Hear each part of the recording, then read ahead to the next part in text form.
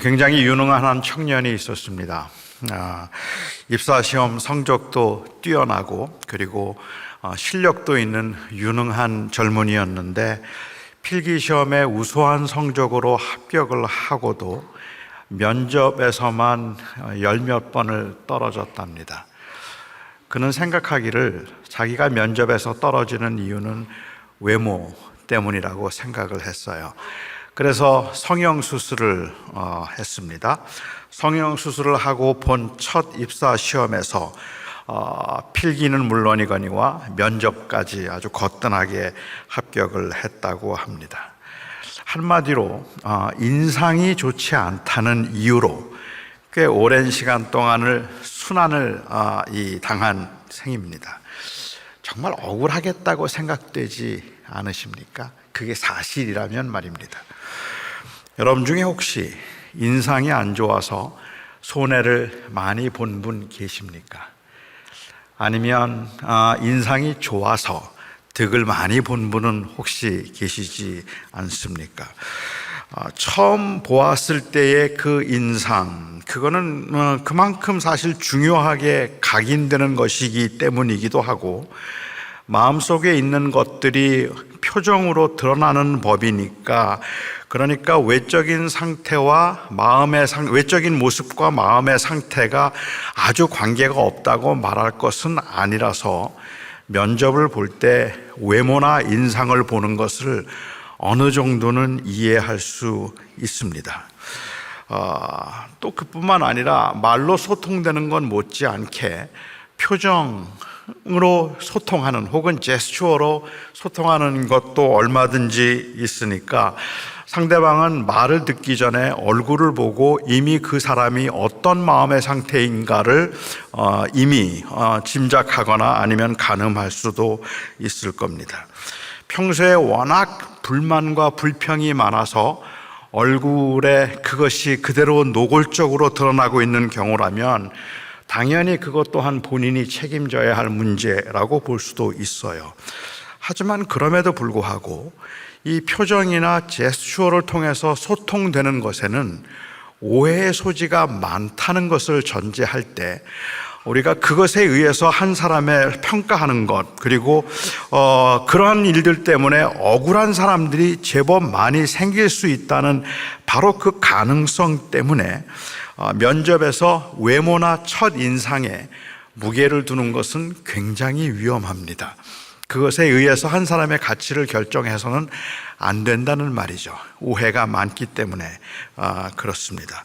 외모는 아니지만 한 번의 행동 아니면 한 번의 사건이 만들어낸 그 선입관 때문에 불이익을 당하게 되는 경우도 제법 많이 있습니다.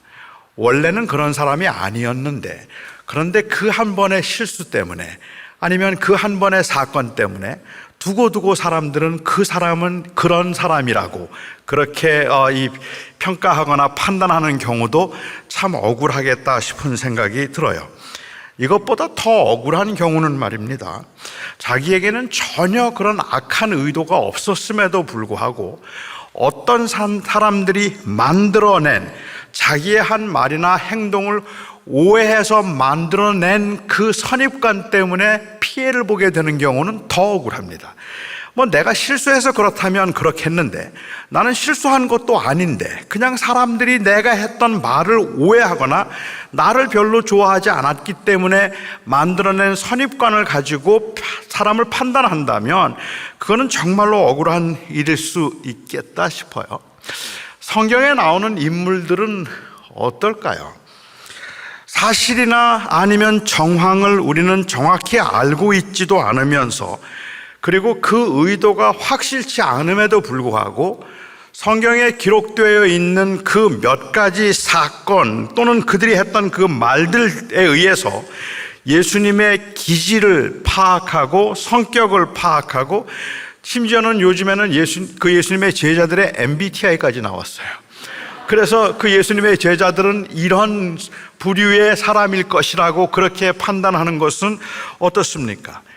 물론 어떤 사건을 볼 때 합리적인 의심이 가능하기는 하겠지만 그래도 그런 사건들 때문에 베드로는 성격이 급한 사람이라든지 아니면 요한은 굉장한 다혈질이었을 것이라든지 바울은 아주 고집이 센 사람이었다든지 하는 이러한 선입관은 자칫 성경에 나오는 기록들을 우리가 잘못 읽게 만들 수도 있다는 말입니다. 그런 오해를 하면서 성경을 보면 성경을 잘못 볼 수 있지 않겠습니까? 우리는 그 선입관을 가지고 있기 때문에 그렇죠. 가령 마태복음 14장에 보면 예수님께서 제자들과 함께 시간을 보내시고 그리고 제자들을 먼저 호수를 건너가라고 말씀하시고 육지에 예수님 혼자 남으셨던 때가 있습니다. 그리고 제자들이 그 호수를 건너가는 중에 태풍이 왔어요. 바람이 불고 그리고 막 배가 뒤집힐 것 같은 상황에서 제자들이 굉장히 힘들어하고 있었는데 그때 예수님께서 육지에서 그 바다를 걸어서 오셨습니다. 그래서 멀리서 걸어오는 예수님을 보고 그 바람과 싸우고 있던 제자들이 걸어오는 예수님을 보고 조금 놀랐어요. 무서웠어요. 그래서 유령인가 했습니다. 근데 마가복음에 보면 이 사건을 조금 재미있게 기록해요. 예수님께서 그 제자들을 지나가시더니 라고 얘기를 해요. 제자들에게 바로 오신 것이 아니라 제자들을 지나가셨다, passing by 하셨다라고 얘기를 하고 있습니다. 왜 그러셨을까? 제가 생각해 볼 때는 그 이유를 저는 정확하게 모르겠지만 제가 생각해 볼 때는 귀신은요 정면에서 보는 것보다 옆에서 보는 게 더 무서워요. 그러니까 주님께서는 그들에게 그 공포심을 더 불러일으키기 위해서 지나가시면서 쓱 쳐다보셨으니 제자들이 얼마나 놀랬겠습니까? 그래서 이걸 유령이다, 귀신이다 하고 두려워할 때 예수님께서 다가오셨습니다. 그리고 주님께서 내니 두려워하지 말라라고 말씀을 하셨어요. 그 말을 듣고 베드로가 아주 놀라운 말을 하죠. 만일 정말 주님이시라면 나로 명하여 이 바다 위를 걸어오라 하소서. 정말 주님이시라면 나로 하여금 이 바다를 걸어올 수 있게 해 주십시오라고 얘기했어요. 그러자 주님께서는 베드로에게 한번 걸으라고 말씀을 하셨죠. 오라. 그래서 베드로가 과감히 그 이 배에서 내려서 호수에 이 발을 디뎠습니다. 몇 발짝을 걸었는지는 모르겠습니다. 그리 많이 걷지는 못했을 것 같은데 물 위에 섰어요. 그런데 바람이 불기 시작하고 그리고 물결이 일기 시작하니까 무서워졌어요. 가라앉기 시작합니다. 그래서 그가 물에 빠지는 것을 주님께서 급하게 가서 건져주시면서 주님께서 베드로에게 말씀하셨습니다. 믿음이 적은 자여 왜 두려워하였느냐. 그리고 그를 주님께서 그 배에 건져주시고 다른 모든 제자들은 놀랐습니다. 이 사건을 보면서 베드로는 워낙에 나서기를 좋아하는 사람이다 라고 생각하고 그 선입관으로 본다면 가만히 있으면 중간이라도 갈 것을 괜히 나섰다가 야단만 맞았네 라고 이해할 수 있을 것 같아요. 아무 말하지 않고 아무 생각 없이 그냥 배 안에 있던 제자들이 더 나아 보여요. 의심 안 하고 그냥 그 배 안에 있었던 게 더 나아 보이고 오히려 나섰다가 이 야단 맞은 베드로가 더 문제가 있어 보입니다. 하지만 제가 생각할 때 베드로가 했던 그 경험은 다른 누구도 경험할 수 없었던 그야말로 엄청난 경험이었다고 저는 확신합니다. 그래서 그가 믿음이 없는 사람이었다라고 말할 건 아닌 것 같아요. 사실은 베드로에게는 왜 의심하였느냐는 말씀을 하셨지만 제가 생각할 때 성경에 나오는 인물 중에 가장 억울하겠다 싶은 사람은 바로 이 도마입니다. 그 도마는 정말로 그가 억울하겠다 싶은데 여러분들은 도마하면 어떤 이미지가 떠오르십니까? 도마하면 떠오르는 이미지, 의심 많은이라는 수식어죠. 의심 많은이라는 이 수식어가 2000년을 넘게 따라다녔어요. 2000년 넘게 도마는 의심 많은 제자입니다. 저는 도마가 너무 억울할 것 같아요. 우리는 사실 도마에 관해서 아는 것이 거의 없습니다. 마태복음, 마가복음, 누가복음 세 복음서를 보면 도마에 관한 이야기가 한 번도 나오지 않습니다. 도마는 그냥 그 이 12명의 사도들을 이야기할 때 도마라는 이름만 언급할 뿐인데, 도마는 히브리어이고 디두모는 헬라어입니다. 의미는 똑같습니다. 쌍둥이라는 뜻입니다. 그래서 이 도마 행전이라고 하는 위경을 보면 이 도마가 예수님의 쌍둥이라서, 그래서 예수님 그리고 도마, 즉 쌍둥이, 그렇게 불렀다고 말하기도 하고, 플러머라고 하는 학자의 말에 의하면 이 도마 다음에 마태가 항상 나오거나 마태 다음에 도마가 항상 나오기 때문에 마태와 도마는 쌍둥이였다고 그렇게 주장하기도 합니다. 하지만 그냥 이름의 뜻이 쌍둥이라는 뜻이고 실제로 쌍둥이가 아닐 수도 있어요. 무슨 말씀을 제가 드리는가 하면, 우리는 그만큼 도마를 모른단 말입니다. 우린 도마가 누군지 몰라요. 솔직히 마태복음, 마가복음, 누가복음에 보면 그나마 도마를 조금 알 수 있는 것은 요한복음만, 유일하게 요한복음만 도마에 관해서 3번 기록을 하고 있습니다. 그 첫 번째 기록이었던 첫 번째 제가 언급하게 될 이 요한복음 20장에 나오는 바로 그 한 번의 사건 때문에 2000년 동안을 도마는 의심 많은 제자라는 그 꼬리표를 달고 살아야 되었다면, 여러분이 정말 도마가 의심이 많은 사람이라고 생각하시는지 한번 묻고 싶습니다. 예수님께서 십자가에 못 박혀 죽으신 후에 제자들 중에 예수님께서 다시 살아날 것이라고 생각했던 사람은 한 명도 없었습니다. 물론 예수님께서 내가 죽은 후에 다시 살아나리라고 여러 번 말씀하셨지만 그 말을 정말 액면 그대로 믿어서 예수님이 죽었지만 다시 살아날 것이라고 생각하고 마음의 위로와 평안을 가지고 주님이 나타날 날을 기다렸던 사람은 아무도 없었다는 말입니다. 주님 돌아가시고 난 다음에 그들은 자기들도 죽을까 봐 두려워서 문을 겹겹이 잠가놓고 오히려 그들은 자신의 몸을 감추고 있는 그러한 상황이었습니다. 그런데 그곳에 부활하신 주님이 나타나셨습니다. 정말 애석하게도 그날 도마가 그 자리에 없었습니다. 만일 도마가 그 자리에만 있었더라면 의심 많은 제자라는 꼬리표를 평생 달고 다니지 않아도 되었을 텐데 그날 그 자리에 도마는 없었습니다. 하지만 제가 생각할 때는 누구라도 그 자리에 없었다면 도마와 비슷한 반응을 보이지 않았을까라는 생각을 하게 됩니다. 도마와 제자들의 다른 점은 도마는 부활을 믿지 않았고 제자들은 부활을 믿었다는 게 아닙니다. 도마와 제자들의 차이점이 있다면 부활하신 주님이 나타나셨을 때 도마는 그 자리에 없어서 부활하신 주님을 보지 못했고 다른 제자들은 부활하신 주님의 모습을 직접 목격했다는 것이 차이입니다. 그런데 그 차이는 생각보다 큽니다.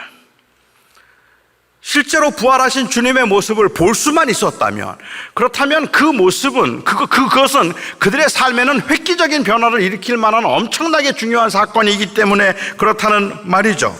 부활을 안 믿었다든지 아니면 다른 제자들은 다 주님의 부활을 기다리느라고 그 자리에 있었는데 도마만 그것을 믿을 수가 없어서 다른 데를 갔다든지 그렇다면 이해가 돼요. 하지만 그런 내용이 아니잖아요.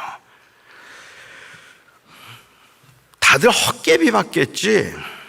나는 직접 만져보지 않고는 난 못 믿겠어. 도마의 이 말은 나는 부활 같은 거 안 믿어, 이런 뜻이 아니라 나도 보고 싶다는 말입니다. 너희들이 정말로 주님을 봤단 말이야? 정말로 부활하신 주님을 직접 봤단 말이야? 나도 그 주님 좀 보고 싶다. 나도 그 주님이 그립다. 그래서 나는 직접 보기 전에는 나 안 믿을 거야 라고 말하고 있는 그의 마음은 주님을 보고 싶다는 아쉬움인지는 몰라도 나는 절대로 부활은 안 믿겠다는 그런 의도는 아니었다는 말이죠. 그리고 그에게 주님께서 일주일 후에 다시 나타나셨습니다.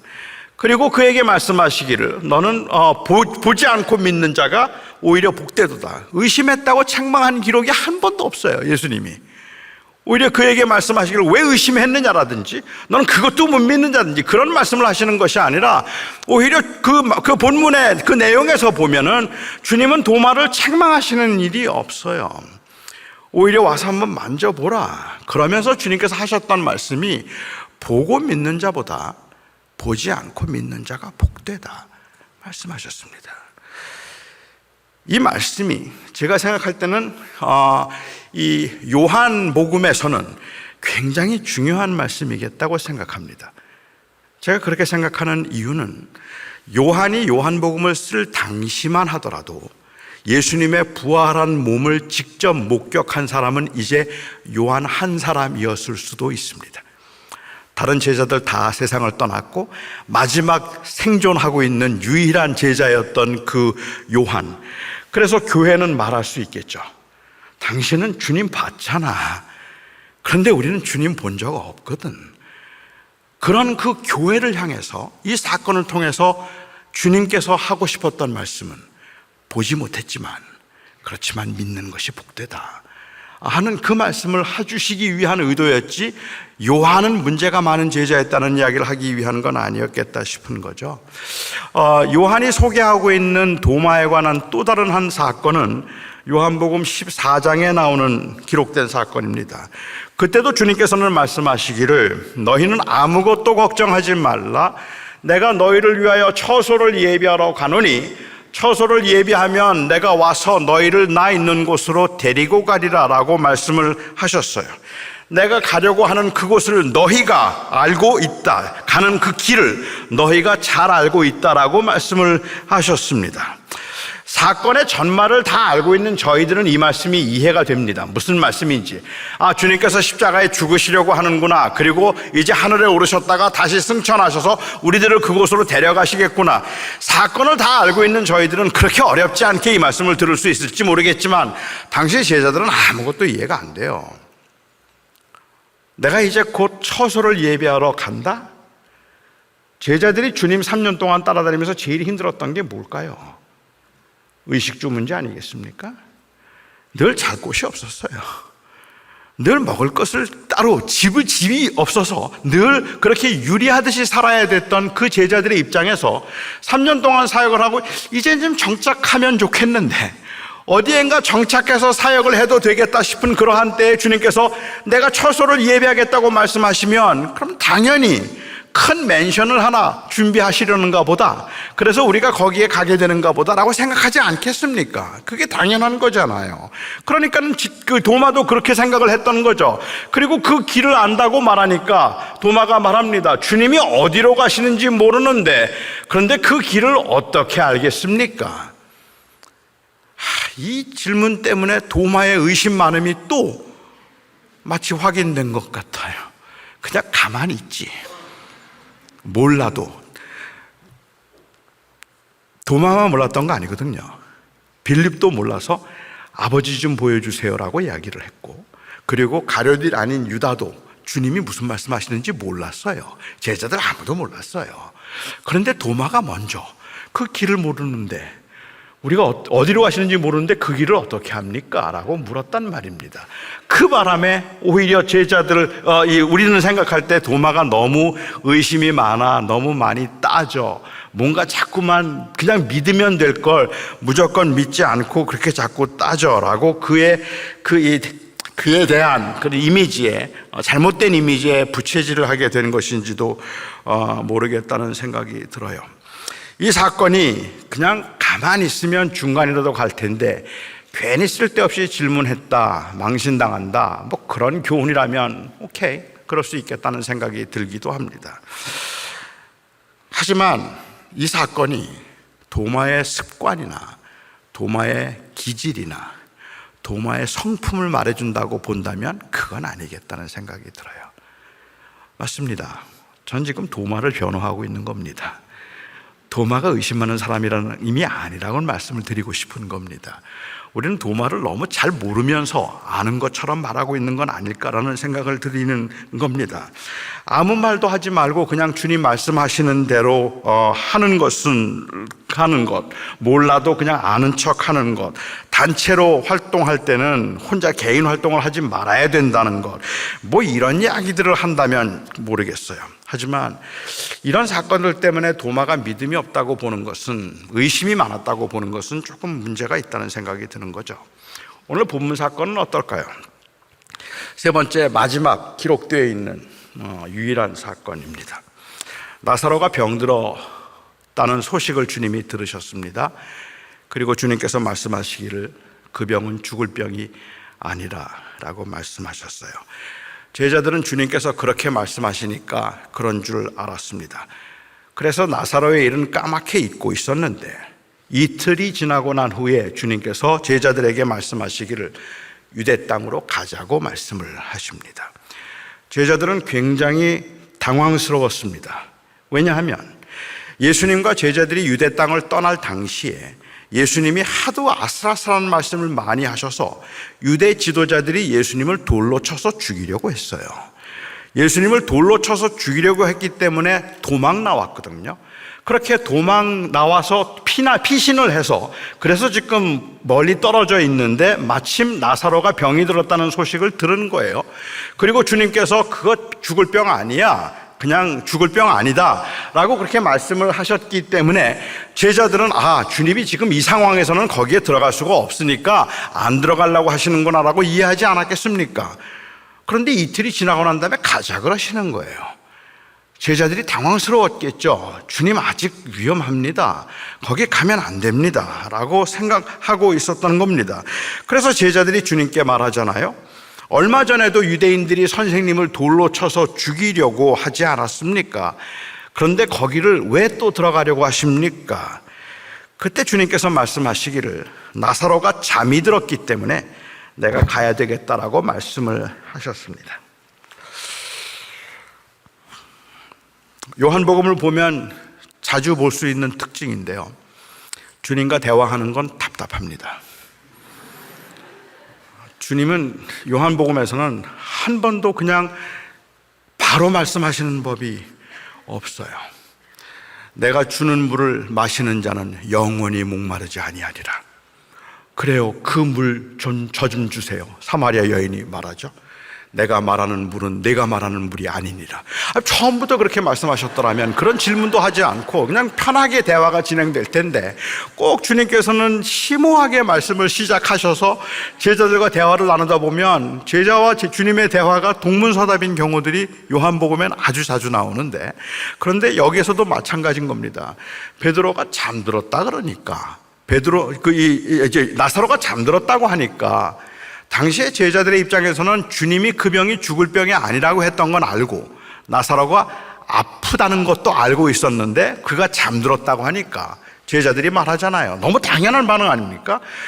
잠들었으면 곧 낫겠나이다. 주님 말씀하신 대로 이제 곧 낫겠죠 라고 이야기를 했습니다. 그러자 비로소 주님께서 말씀하십니다. 내 말은 죽었어. 처음부터 그렇게 죽었다고 그렇게 말씀하셨더라면 대화가 훨씬 편하게 쉽게 지나갔을 텐데, 근데 죽었어 라고 말씀하십니다. 제자들 놀랐을 겁니다. 당황했을 겁니다. 제자들은 주님이 나사로를 얼마나 사랑하는지 알았어요. 그리고 제자들도 나사로를 사랑했어요. 명절 때 예루살렘에 가면 베다니에 있는 나사로의 집, 마르다와 마리아의 집을 이들은 자주 방문했고 그들과 좋은 교제를 나누고 있었기 때문에 그들을 굉장히 사랑했는데, 사랑하는 사람이 죽었다고 하니까 그러니까 제자들도 당황하고 주님의 마음을 헤아리면 마음이 아팠겠죠. 하지만 이럴 땐 좀 더 냉정하게 생각해야 합니다.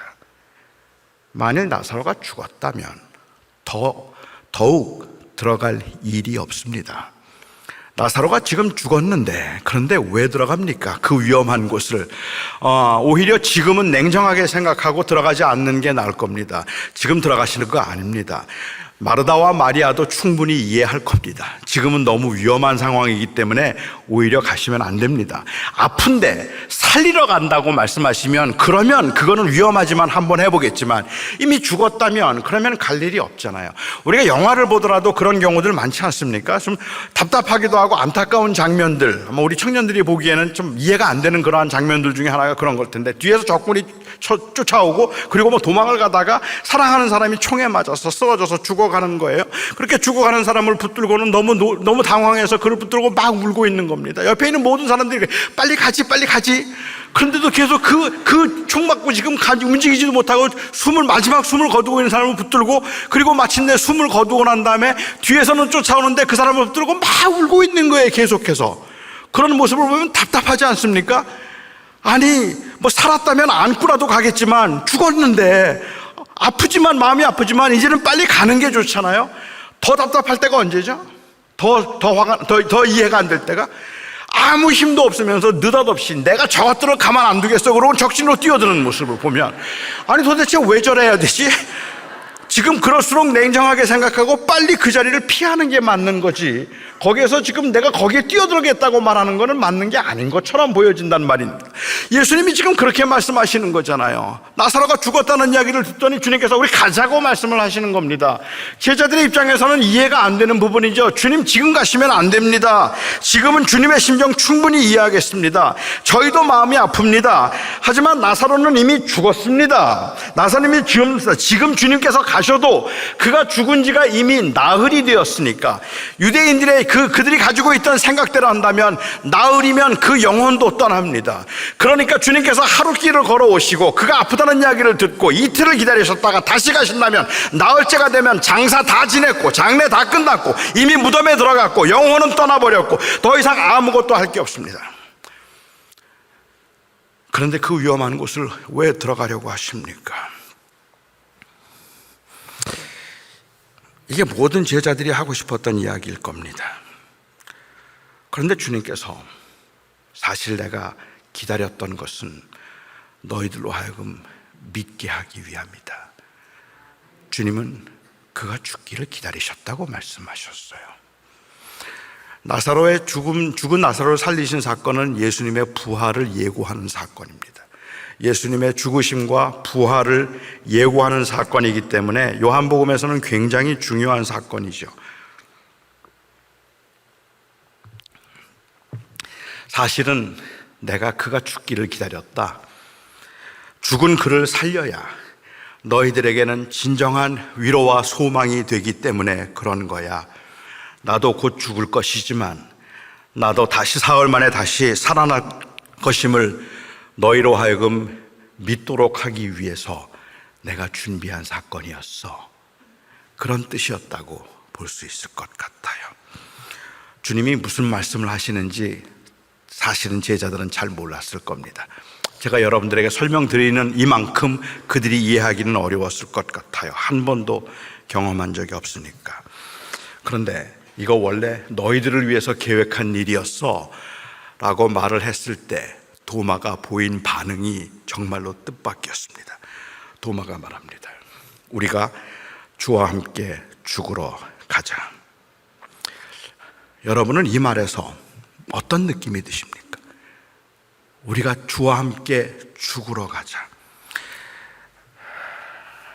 위험하겠다고 그렇게 말하고 있는데도 주님께서 자꾸 가자 그러시니까, 그러니까 도마가 일어나서 그래 야, 다 가자, 다 죽자. 주님 그거 원하시는 거죠? 그래요, 갑시다. 우리 다 가서 죽자. 야, 다 가. 그렇게 들리십니까? 여기에 사실 주와 함께 죽으러 가자고 되어 있는 이 한글로 번역된 이 성경이 원어에는 인칭대명사입니다. 그러니까 우리가 그와 함께 죽으러 가자예요, 원래대로 하면. 그런데 한글 성경은 조금 의역을 해서 주와 함께라고 번역을 했습니다. 그런데 그와 함께라고 번역을 하면 도마가 의심이 많은 사람이었다고 생각하는 그 선입관에서 이 말씀을 보는 일부 신학자들은 여기에 그를 나사로라고 봅니다. 그러니까 나사로처럼 우리도 죽으러 가자, 그런 의미라고 보는 거예요. 이렇게 보면, 이렇게 해석을 하면 이거는 비아냥거림입니다. 주님과 함께 죽자는 말은 비아냥거림이고 조롱입니다. 그래, 가실거 우리도 같이 그냥 죽자, 뭐 그거 원하신다면 그거 하지 뭐, 그 말로 들리는 거예요. 하지만 저는 한글 성경 번역이 옳다고 생각해요. 한글 성경에서 번역하는 것처럼 여기에 그와라는 말이 주님을 의미한다면, 우리 주님이 그곳에 가시는데 함께 가서 죽더라도 같이 가자고 이야기를 하고 있다면, 그렇다면 이 말의 의미는 제자들에게 헌신을 요구하고 있거나 아니면 권면하고 있는 이야기입니다.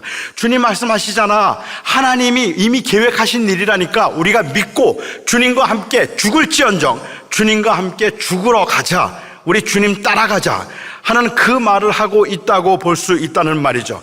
제가 그렇게 생각하는 것이 합리적이라고 생각하는 이유는 이 말을 하고 난 다음에 제자들 중에 아무도 도마에게 이의를 제기한 사람이 없었고 주님이 도마의 그런 입장을 책망한 적이 없었기 때문에 그렇습니다. 아니, 그것뿐만 아니라 요한복음 전체에 나타나고 있는 제자들의 모습과 너무 일치하고 있기 때문에 그렇습니다. 요한복음에서 요한이 말하려고 했던 그 제자들의 모습은 그들은 비록 약하고 부족하고 흔들리고 주님의 말씀하시는 것을 제대로 다 이해하지 못한 경우들이 많았지만 적어도 그들은 그 고백에 있어서는 진실했던 사람들, 그들은 예수님을 인격적으로 만났던 사람들이라고 말하고 있기 때문에 그런 거죠. 그냥 교회가 세워지고 난 다음에 요한복음이 기록될 때면 한 60년쯤 지나서입니다. 60년쯤 지나고 난 다음에 이미 벌써 교회는 너무 지나치게 제도화되어 버렸어요. 그래서 그 사람들이 이 교회 안에, 교회라고 하는 제도 속에서 마치 그곳에서 내가 기독교인이 되고 그리스도인이 되는 것처럼 생각하고 있는 그들에게 제도 안에 권 안에 들어와 있기 때문에 제자가 되는 것이 아니라 예수 그리스도를 인격적으로 만나고 그를 주님이라고 고백하고 그에게 그의 인생을 맡길 수 있을 때 비로소 제자가 될 수 있다는 말씀을 요한은 하고 싶었다는 겁니다. 그렇기 때문에 요한복음에서는 사도라는 단어를 한 번도 사용하지 않아요. 재밌죠? 요한은 12명의 사도의 이름도 기록하지 않아요. 요한은 7명의 사도만 이 이름만 기록하는데 그들을 부를 때 사도라고 부르지 않고 제자라고 부릅니다. 그런데 이 제자라 불리우는 사람들 중에는 여자도 있고 그리고 이방인도 있습니다. 교회를 세웠던 가장 중요한 이 고백이라고 할 수 있는 주는 그리스도시여 살아계신 하나님의 아들이십니다. 그리고 내 고백 위에 교회를 세우겠다고 했던 이 베드로의 고백은 굉장히 중요한 고백입니다. 그런데 요한복음에는 주는 그리스도시여 살아계신 하나님의 아들이십니다라는 고백을 베드로가 하지 않습니다. 누가 할까요? 마르다가 합니다. 마르다가 그 고백을 하는 것을 볼 수가 있습니다. 요한복음에 나오는 모든 제자들은 주님을 만난 사람들입니다. 그리고 인격적으로 주님을 섬겼던 사람들입니다. 그래서 그들은 주님을 잘 몰라서 주님을 따라다니면서도 오해도 많이 하고 흔들리기도 많이 하고 그리고 또한 그들이 쓰러진 적도 굉장히 많지만 그럼에도 불구하고 요한복음 6장에서 기록하고 있는 것처럼 주님께서 고난에 관한 말씀을 하시고 그 주님이 이 보리떡 5개로 5,000명을 먹이시는 엄청난 사건을 그 기적을 행하셨을 때 많은 사람들은 그 모습을 보면서 모세를 보았습니다. 그래서 광야에서 사람들에게 만나로 먹였던 그 모세를 생각하고 이 사람이 진짜 우리의 왕이라고 생각하고 예수님을 왕을 삼으려고 했어요. 하지만 예수님께서 그들이 왕을 삼으려고 하는 그들의 그 메시아관이 잘못됐다는 것을 말씀하시고 오히려 주님께서 고난을 받으시고 죽음을 당할 것이라는 이야기를, 성찬에 관한 이야기를 그곳에서 하셨거든요. 성찬에 관한 이야기를 요한복음에서는 주님께서 십자가에 돌아가시기 전날 밤에 하지 않고 오병이어의 기적 후에 하십니다. 그 말씀을 하셨거든요. 그러자 다 떠나갔어요. 그리고 제자들만 남았어요. 그때 주님께서 제자들에게 말씀하셨죠. 너희도 가려느냐? 그리고 베드로가 유명한 고백을 합니다. 영생의 말씀이 주께 있사오니 우리가 누구에게 가겠습니까? 그게 그 당시 제자들의 마음이었다는 말입니다. 그러니까 요한복음 전체에서 보여지는 제자들의 모습은 여전히 약했지만, 여전히 흔들렸지만, 여전히 부족했지만, 여전히 오해를 많이 했지만 그럼에도 불구하고 고백은 진실했던 사람들, 그들은 진실한 고백을 가지고 있던 사람들이었단 말이죠. 그 맥락에서 본다면 베드로, 지금 도마가 하고 있는 주와 함께 죽으러 가자는 말은 비아냥일 수 없습니다. 조롱일 수 없습니다. 진실한 고백인 겁니다. 주님과 정말 죽을 마음이 있었단 말입니다. 주님이 그렇게 원하신다면 그거는 그렇게 할 수도 있는, 그러니까는 그냥 단순히 어떤 이 성품에서 비롯된 비판적인 말이 아니고 불필요한 영웅심에서 한 말이 아니라 신앙의 진지함에서 비롯된 진지한 헌신의 말이었단 말입니다. 정말 죽어야 한다면 죽을 수도 있겠다 하는 생각을 그들은 하고 있었다는 말이죠.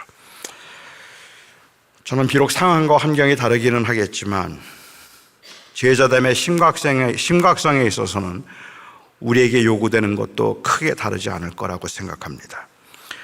채찍으로 위협하기보다는 당근으로 유혹하는 이 소비지향적인 시대를 살아가고 있는 우리들은 제자됨을 부인하지는 않지만 제자됨을 가볍게 여길 수 있는 그 위험에 아주 적나라하게 노출되어 있습니다. 어쩌면 채찍보다는 훨씬 더 교묘해서 넘어짐이라는 관점에서 볼 때는 훨씬 더 위협적인 것임에도 불구하고 우리는 그것을 위협으로 여기지 않고 있습니다.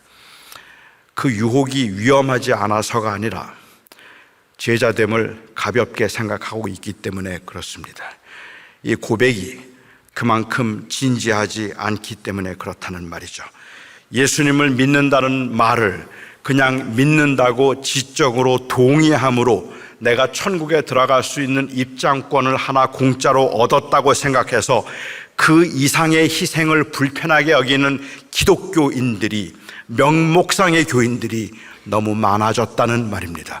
그러니까 나는 예수를 나의 구주로 믿겠습니다라고 고백을 하고 동의를 하기는 해요.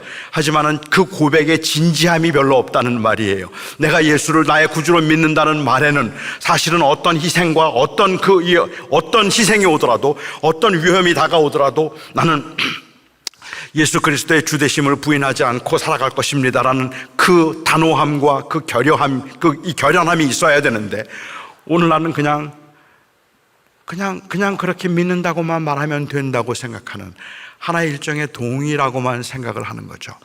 예수님 믿으면 천국 가요. 예수님 믿으면 구원받아요. 예수님을 믿으시겠습니까?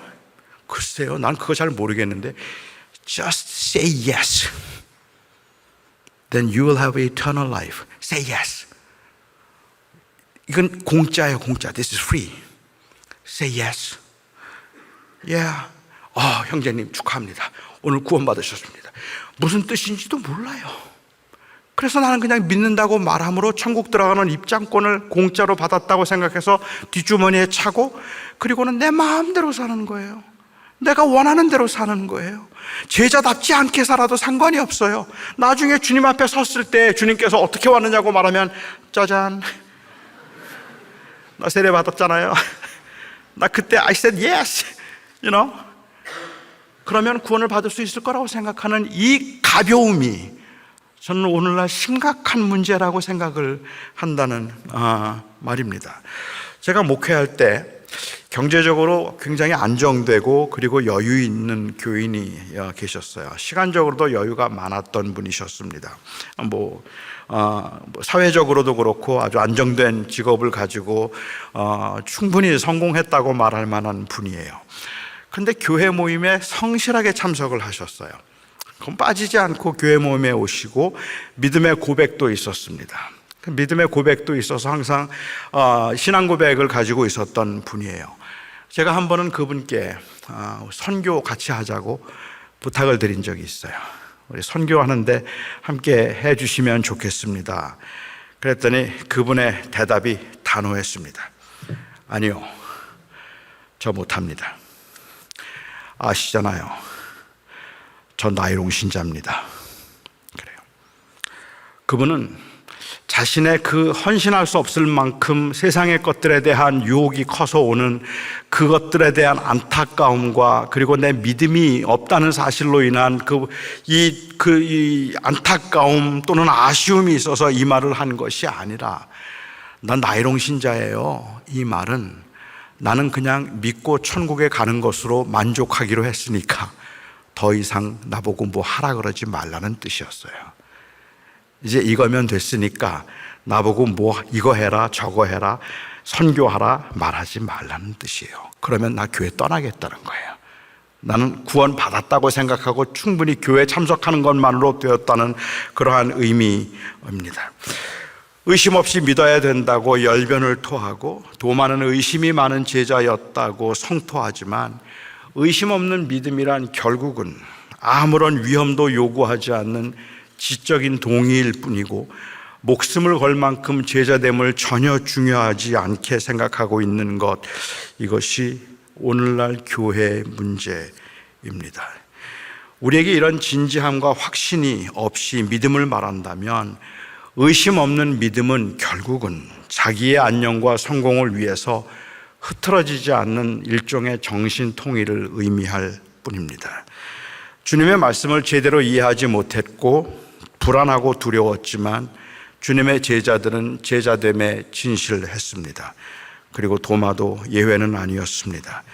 주님과 함께 죽는가 아니면 주님과 이별을 해야 하는가 하는 그 기로에서 망설임이 있었을지는 모르지만 그는 끝까지 주님과 함께 가자고 다른 제자들을 설득하고 고백했습니다.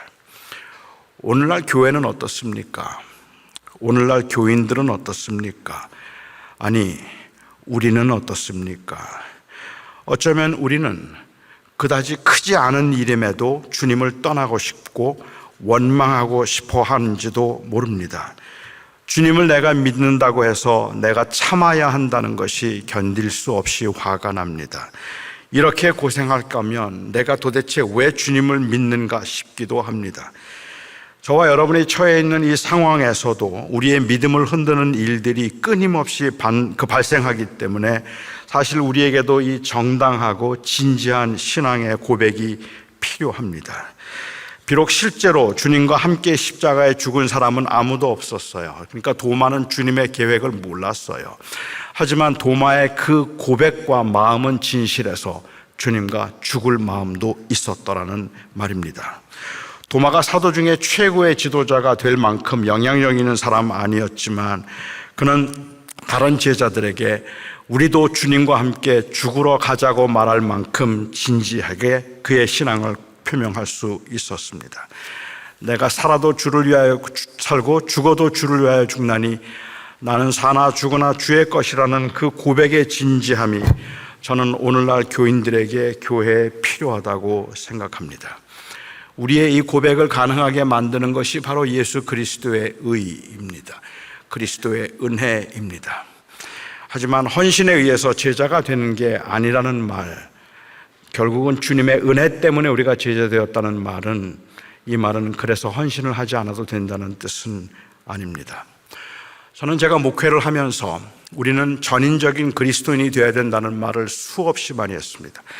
아마도 가장 많이 강조했던 말이 삶 전체를 통해서 우리는 그리스도인이 되어야 한다는 이야기를 했습니다. 왜냐하면 저는 그동안에 교회에 다니면서 교회에 열심히 봉사하고 섬기는 것만이 주님을 섬기는 것이고 교회 생활이 곧 신앙생활이라는 그 이원화 현상에 대한 거부감이 저에게 있었기 때문에 그렇습니다. 많은 사람들이 제가 교회 열심히 다니던 그 청년 때만 하더라도 교회 안에는 이 이원화 현상이 아주 적나라하게 드러나는 그러한 시대였기 때문에 교인들은 열심히 교회 생활만 잘하면 그게 곧 믿음 생활을 잘하는 거라고 생각하고 있었거든요. 한 청년이 저를 찾아와서 그러더라고요. 자기는 교회 장로님의 위선이 못 견디게 했다는 거예요. 그래서 제가 아니 왜? 그랬더니 그 장로님이 자기 다니는 회사 사장님이시래요. 그런데 장로님이 교회에서 너무 겸손하대요. 너무 온유한데 직장에서는 너무 무례하고 그리고 너무 교만하대요. 그래서 직장에서는 너무 교만하고 너무 무례한데 그런데 교회만 오면 그렇게 친절하고 온유한 그 위선이 못 견디겠다 그래요. 그래서 제가 그 청년에게 그렇게 말했어요. 그거 위선 아니야. 그분은 지금 교회에서 겸손한 척 하는 거 아니야. 교회에서 그냥 온유한 척 하는 거 아니야.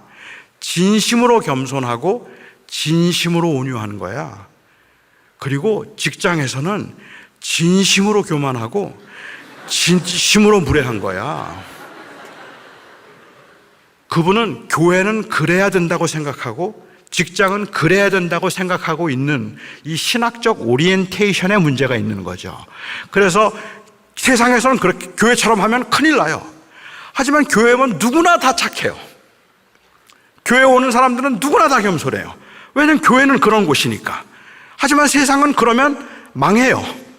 세상은 그렇게 살면 안 되는 거니까. 그런 그 두 개의 이원화된 모습들이 어쩌면 아주 굉장히 너무 꽉 차 있어서 저는 그러한 교회 열심히만 나오면 그러면 믿음이 좋은 거라는 그 모습에 대해서 거부감을 가지고 있었기 때문에 저는 전인적인 그리스도인의 삶을 굉장히 많이 강조했었습니다.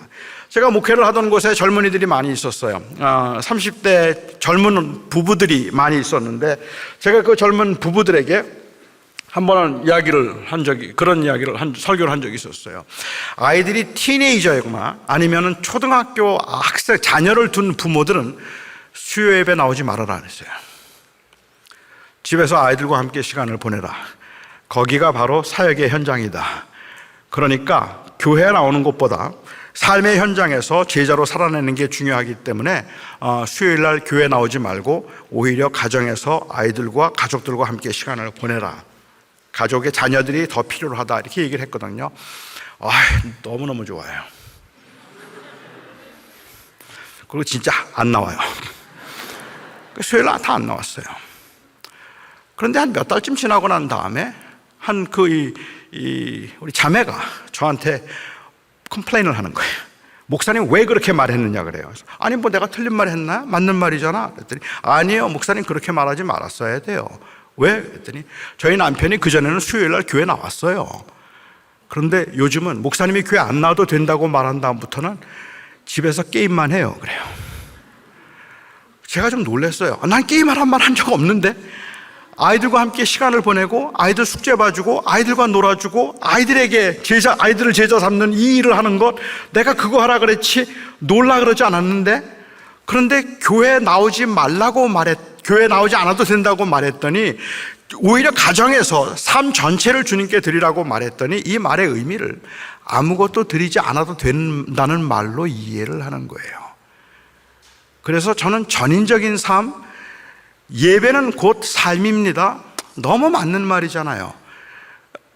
설거지도 곧 예배입니다. 예배는 주일날 드리는 것이 아니라 주차장에서 시작하는 것입니다. 다 맞는 말이잖아요. 그런데 그런 전인적인 삶을 강조하는 것이 때로는 우리의 그 이기적인 인간의 그 마음을 생각해 볼 때는 이거는 현실을 너무 지나칠 정도로 피상적으로 만들어 버린다는 말입니다. 전부를 드린다는 말은 아무것도 드리지 않는다는 말처럼 들리기 때문에 그래요. 모두를 다 주님께 드리며 산다는 말은 아무것도 드리지 않아도 된다는 말처럼 그렇게 이해할 수 있기 때문에 그렇다는 말이죠.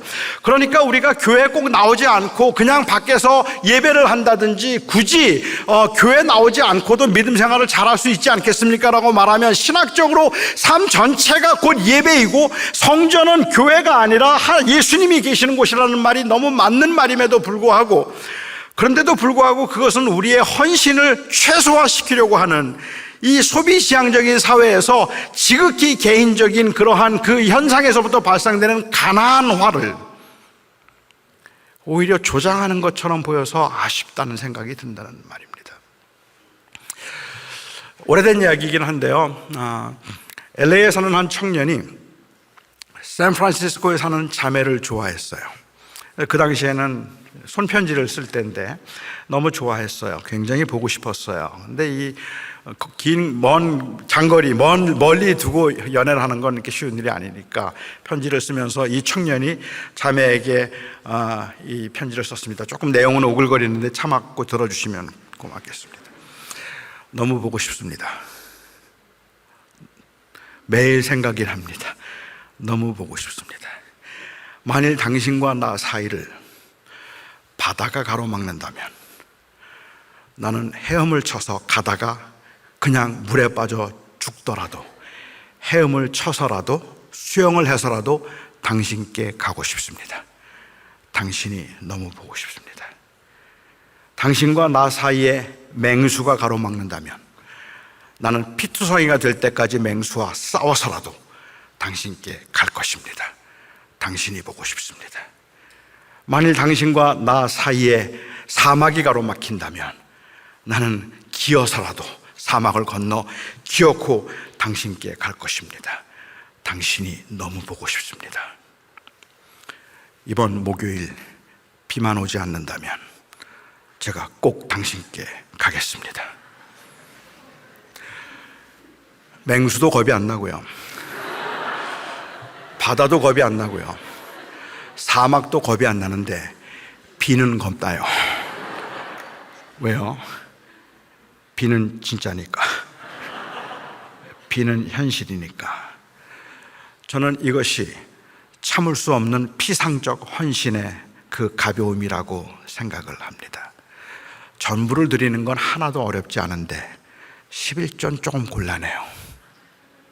그렇죠. 내 시간에 전부를 주님께 드리는 건 괜찮아요. 내 삶이 주님의 겁니다. 그건 괜찮아요. 하지만 아침 큐티? 그건 좀 아니에요. 그건 아닌 것 같아요. 그냥 전부 받으세요. 그런데 따로 달라고는 그러지 마세요. 그게 우리가 가지고 있는 어쩌면 우리들의 그 모습이고 우리의 입장인 거죠. 뭐 이것 좀 더 하면 좋겠는데, 이런 거 더 하면 좋겠는데, 다 좋아요. 그런데 다 주님 건 거 아시잖아요. 그러니까 그 이상은 요구하지 마세요.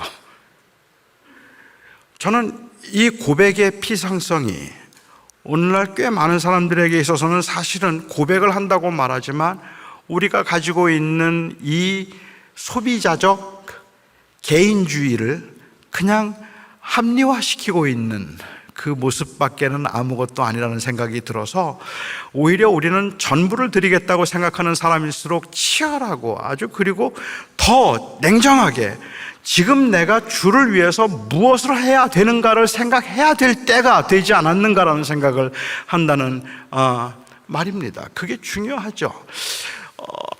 로마서 14장에 보면 그 당시 교회들이 그랬지만 로마 교회도 조금 힘들었어요. 교회가 어려웠는데 어려웠던 이유 중에 하나는, 문제 중에 하나는 우상에게 제물로 바쳐졌던 음식을 먹어야 되느냐 먹지 말아야 되느냐 하는 그 문제였었고, 그 다음에 안식일을 지켜야 되는가, 주일을 지켜야 되는가, 유대인들의 절기를 다 지켜야 되는가, 이런 문제들이 조금 문제가 됐었어요. 그래서 교회 안에 분쟁이 좀 생겼습니다. 바울에게 물었습니다. 어느 날 예배를 해야 되나요? 우상에게 제물로 바친 걸 먹어야 되나요? 먹지 말아야 되나요? 그때 바울이 로마서 14장에서 했던 대답이 저는 참 이해가 안 되는 대답이었어요. 그 질문에 대해서 바울이 말하기를 각자 마음에 정한 대로 하라 했어요. 각자 마음에 정한 대로 하라. 이게 무슨 답이에요? 제가 이 치킨에 맥주를 마셔도 되나요? 안 되나요? 바울이라면 그렇게 말할 것 같아요. 각자 마음에 정한 대로 하라. 11조를 해야 되나요? 말아야 되나요? 각자 마음에 정한 대로 하라. 이런 대답이 어디 있어요? 그런데 각자 마음에 정한 대로 하라라고 이야기를 해요. 어떤 사람은 먹을 수도 있고 어떤 사람은 먹지 않을 수도 있겠는데 각자 마음에 정한 대로 하라? 애매해 보이는 대답인데, 이 대답이 애매하지 않게 만드는 결정적인 것은 바로 그 다음에 하신 말씀이에요. 그 다음에 말씀하시기를 우리 중에 누구도 우리를 위해 사는 자가 없고 우리가 다 주를 위해서 사나니 먹어도 주를 위해서 먹고 마셔도 주를 위해서 마시고 우리는 사나 죽으나 주의 것이 아니냐. 이 고백에 진지하지 않다면 각자 마음에 정한 대로 하라는 이 말은 합리화에 불과할 뿐이에요. 하지만 그 고백이 진지하다면, 저는 그렇다면 우리가 스스로 결정할 수 있는 그 헌신의 정도들은 다 존중되어야 될 것들이라고 저는 생각을 합니다. 그러니까 오늘 이 금요일 저녁 기도회에 참석해야 됩니까? 말아야 됩니까? 아마도 바울은 말하겠죠. 각자 마음에 정한 대로 하세요. 할 수도 있고 안 할 수도 있겠죠라고 말할 겁니다. 매번 참석하는 사람이 오늘은 와야 되는 거 아닌가를 고민해도 아마 그렇게 말할 수도 있을 거라고 생각을 합니다. 그런데 바울의 경우에 있어서는 그렇게 말하지만 내가 거기에 참석하든지 참석하든지 정말로 진지하고 정말로 중요한 문제는 뭔가 하면 그것은 내가 정말로 주를 위해서 사는가라는 질문이에요. 나 정말로 주를 위해서 살고 있는가? 그리고 나는 주를 위해서 죽을 수 있는가? 그 고백이 우리 안에 진지하지 않다면 우리가 말하고 있는 이 모든 이야기들은 다 결국은 자기의 편리를 위한 합리화를 위한 일종의 담론에 불과할 뿐이에요. 별로 의미가 없는 이야기들이라는 말입니다. 어떤 분이 저에게 그런 질문을 하세요. 교회는 왜 이렇게 문제가 많습니까? 교회에 왜 그렇게 분쟁이 많습니까? 여러 가지 이유가 있을 겁니다. 여러 가지 이유가 있겠지만 그렇지만 제가 생각하는 원칙적인 가장 중요한 문제 중에 하나가 있다면 저는 그 고백이 진실하지 않아서라고 얘기하고 싶어요. 제가 미국에서 목회를 하면서 그 목회할 때 이제 당회를 하잖아요. 그럼 당회를 하면 저는 아마 100번, 200번 이상 했을 거예요. 당회를 시작하기 전에 항상 했던 말이 이 교회는 그리스도의 교회입니다. 이건 내 교회도 아니고 여러분의 교회도 아니고 이건 주님의 교회입니다. 우리가 이 교회가 주님의 교회인 것을 잊지 말고 우리 회의합시다. 아멘. 3분 안에 싸워요. 그 아멘이 아닌 거예요. 아니, 약함 때문에 그렇다면 그건 이해돼요. 우리가 그러고 싶지 않은데 넘어지는 거라면 그거는 충분히 이해가 돼요. 그건 다 그래요. 그렇고 싶지 않은데도 넘어지니까 그건 이해가 돼요. 저는 그거는 그래서 우리가 싸워야 되는 거고 그래서 우리가 지속해야 될 영적인 싸움이 되는 거죠. 그런데 제가 문제 삼고 싶은 것은 뭔가 하면 그냥 말뿐인 고백이라면 그렇다면 아무 힘이 없다는 게 문제라는 말입니다. 이게 정말로 주님의 교회입니다라고 말했다면 우리는 그 고백 때문에 바울이 가지고 있는 그 고백에 진지하면 이건 주님의 몸이기 때문에 이거는 그리스도의 몸이고 교회란 만물 안에서 만물을 충만하게 하시는 이의 충만함이기 때문에 이 교회 안에는 여자와 남자가 없고 종과 자유인이 없고 유대인과 이방인이 없습니다. 우리는 모두가 다 그리스도 안에서 하나입니다. 이 말이 어떻게 가능해요? 그 사회에서 그런데 그게 가능할 수 있다고 말할 수 있는 것은 바로 그리스도가 머리라는 이 고백이 진지하면 될 수 있다는 말입니다. 내 인생의 삶의 주인이 예수 그리스도라는 고백이 진지하다면 그렇다면 우리가 주님과 함께 죽으러 가자고 말해도 그 말이 무게가 있는 말이 될 수 있다는 말입니다. 진지할 수 있다는 말입니다. 저는 여기에 많은 청년들이 계셔서 청년들에게 아주 간곡하게 호소하고 싶습니다. 우리가 살고 있는 이 시대에 지극히 개인적이고 소비지향적이고 자기중심적이고 편리주의적인 시대를 살아가고 있는 이 시대에 헌신이라는 단어가 무색하고 그 단어가 별로 의미가 없어져가는 이 때에 사도 바울이 이 도마가 했던 이 고백을 우리 한번 진지하게 다시 한번 생각해 보자는 말입니다. 주와 함께 죽으러 가자. 우리 제자들 아니니? 그러면 주님이 무엇을 원하시는지 한번 깊이 생각해 보고 주님의 길을 가보자. 우리 그렇게 할 수 있지 않겠습니까? 오늘 이 밤에 우리와 기도할 때도 여러분들이 처하는 그 상황에서 여러분들이 가지고 있는 문제들 제법 많을 텐데 저는 오늘 여러분들에게 그러니까 이렇게 하라든지 그러니까는 더 기도를 많이 하라든지 단순히 그런 말씀을 드리고 싶지는 않아요. 하지만 여러분들의 자리에서 오늘 이 밤에 여러분들의 기도를 통해서 나의 이 진지한 고백이 내 삶 안에 그 안전지대에서 움직이지 않으려고 하는 나를 끌어낼 수 있게 해 주시옵소서. 그냥 그 편안한 자리에 앉아서 어떻게 하면 최소의 희생으로 최고의 유익을 얻으며 인정을 받을 수 있을까를 생각하는 그 자리에서 나를 끌어내어서 나로 하여금 내가 주를 위해서 무엇을 하며 살아야 하겠나이까라는 그 고민 앞에 진지할 수 있게 해 주시옵소서라고 기도할 수 있기를 바랍니다. 우리는 제자들입니다. 그래서 우리는 이제 제자로 살아야 할 것입니다. 진실함에서부터 비롯된, 진지한 고백에서부터 비롯된 참된 헌신, 그리고 여러분의 삶에서 보여지는 그 헌신의 모습들이 꼭 있기를 바랍니다. 지금 이 시대는 바로 그렇게 헌신된 그리스도의 제자를 필요로 하는 시대입니다. 그냥 명목상의 기독교인들이 너무 많아서 이름뿐인 기독교인들, 믿는다 말하고 천국 갈 수 있다는 그것에만 관심을 가지고 있어서 내가 어떻게 제자로 살아야 될까를 생각하지 않고, 아니 내가 주를 위해서 무엇을 더 해야 할까를 생각하지 않고, 무엇을 더 안 하고도 좋은 신자가 될 수 있을까를 생각하는 이 시대에 저는 여기에 계신 여러분들이 주님 앞에 진지하게 이 반응해서 우리 주와 함께 죽으러 가자 하는 이 도마의 고백을 한번 깊이 생각하시고 여러분들의 삶에서 헌신을 끌어낼 수 있기를 바랍니다.